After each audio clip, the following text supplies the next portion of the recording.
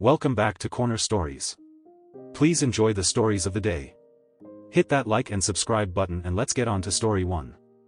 This is an update on the previous story titled, Sad Final Update to, I, 38M, Cut Back on Work to Prove a Point to My Wife, 30F, Part 2. You can find the first half of this story on my page.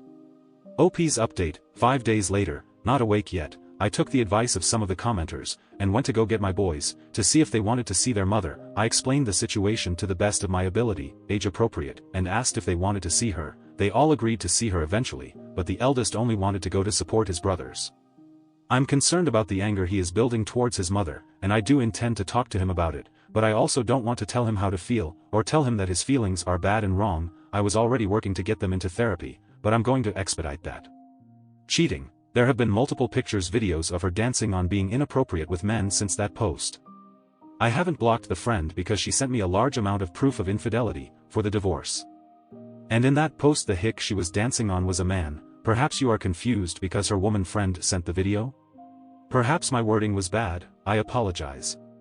And yes, I do know that trauma is the gateway to addiction, as I am an addict and my own CSA for my uncle and general abuse from both my parents. We went to counseling during my rehab and our relationship is much better now, but growing up was very bad. I can't say I know what made her start using, but I can say I know she had a rough childhood and even worse teen years. Editing to add, regardless of sexual identity, if I found out my wife was engaging in sexual acts with women I would also consider it cheating. She was doing other sexually inappropriate things. But no, I didn't get any straight up sex tapes. I would rather not go into it further, but I think you can get my drift. Final update post, 7 months later, title, My Wife is Dead, My Wife is Dead. I haven't updated in a while, and I'm sorry. But, I'm sure you can guess why I wasn't feeling up to it. I know that everyone said that she was manipulating me or trying to make me stay with her, but honestly, even if that was the case, it didn't matter, because the moment she woke up we both started crying, and talking, and we didn't stop for days. She went back into rehab for a little while, came out and we did both couples and solo therapy for both of us. She seemed happy. She seemed better, and I had hoped that the crazy was over, that we would just be happy again. I didn't update then because frankly, I was scared how everyone would react. I don't do well at getting yelled at. She promised me that if anything happened, if there was anything she needed to talk to me about she wouldn't hesitate. Everything was going well, and now when I ask myself if there were signs she would go back or that she never stopped, the answer is no. Nothing except the fact that she had an overdose at her friend's house while I was working and died on her couch. The friend didn't even want to call an ambulance, her boyfriend had to convince her to. I don't think either of them were arrested that day, but I know from the paper she was picked up a couple of months ago for selling. Everyone kept telling me to go to the police, and frankly, maybe I should have, but frankly, with the way the police act, it wouldn't do much good.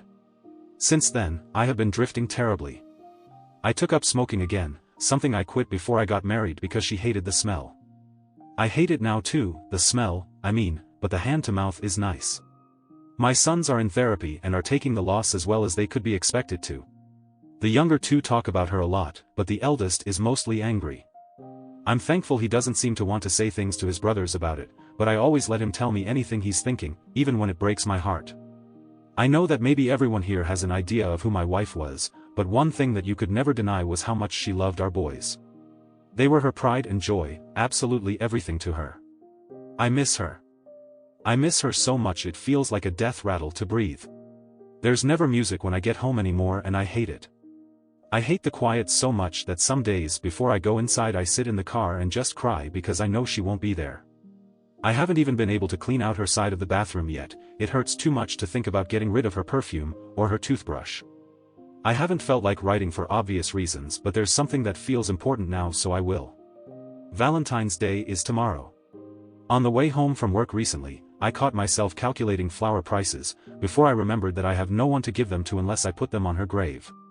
I remember being pissed off at how expensive roses were getting, and now that seems so silly. I just wanted to say, if you have someone you love, please cherish them. Do something extra nice for the person you love tomorrow, for my sake. Nothing crazy, but maybe you can dance around the living room to your song, or read to each other. Something soft, or good, to let them know you're real, and really, really there. I know that's so cliché and corny, and if Alex were here now she would actively bully me. But sadly, the old bastards were always right. Life is short. Isn't that a kick in the ass? Relevant comments. Smoking. I know I should quit smoking. I don't do it in the house, because the smell really does make me sick after a while. I only really do it at night, or in the early mornings. I'm considering getting one of those flavored air ones that are going around, with no smoke or whatever, so I can keep the hand-to-mouth thing, which I like a lot and missed. Not the best compromise, but it's something. Try widow support on Reddit. I might, honestly, thank you. Any kind of emotional support right now is gonna be welcome. It's hard for me to be emotional around my boys because I hate to make them feel like they're ever in a position where they need to take care of me. Poor kids have been through enough without me losing it, but I've been such a mess that they've caught me crying in my car more often than I'd like. Not to imply that I refuse to cry around them at all, just I hate them seeing exactly how much of a wreck I am. Are you in therapy? I'm in therapy, but it's a long process, especially considering I'm a former addict myself. The entire situation has aged me a decade in a year. As someone whose dad went through similar shit, cry in front of them. It's okay. I can try. It just always makes me feel so guilty. I know I shouldn't, but I always just think to myself, what are you doing? You're meant to be taking care of them, not the other way around. I hate to think that they ever feel the need to walk on eggshells around me because I'm too much of a wreck to handle something. I know that's a bad answer, but it's true. It just always comes around to the face that those are my boys and I am their dad. I am supposed to be stronger than this for them. And I don't mean to imply that crying is weak or wrong, I just don't know how to turn "it's okay to cry" into "it's okay for me to cry" in my head. Then of course I mostly mean now, after everything. At the funeral, there was no helping it, and for the first few days after that I was such a mess my parents came to stay with us because they were concerned I wasn't sleeping. This exchange, OP and the commenter who wrote the above statement about crying. Commenter, yeah. You can't help your feelings. But I am sure your little dude has feelings, and when he sees you not exhibiting those same feelings he may think that those feelings are wrong. But that could be my own baggage. Do what you need to for yourself, my dude. But that just stood out to me. OP, thank you, genuinely. I will keep that in mind. I hadn't fully considered that, if I'm being honest, but I can work on it. One last thought from OP, not defending her is so hard for me, but that was the first thing my therapist told me, when I asked about my sons. That defending her to them wasn't going to help, and that all I could do was let them talk. My eldest is the only one who really rages about it, but the younger two will eventually, I'm sure. I am also angry, in this helpless kind of way that hurts so bad I can't stand to think about it, because if she had just talked to me I could have helped her, and she would still be here. I am a former addict myself, and I know I made so many mistakes with my wife, but I swear it was like everything was so good again. We slept in the same bed again, and had dates. Everything in my mind just wants to scream and beg to know why she would do this, and I can't.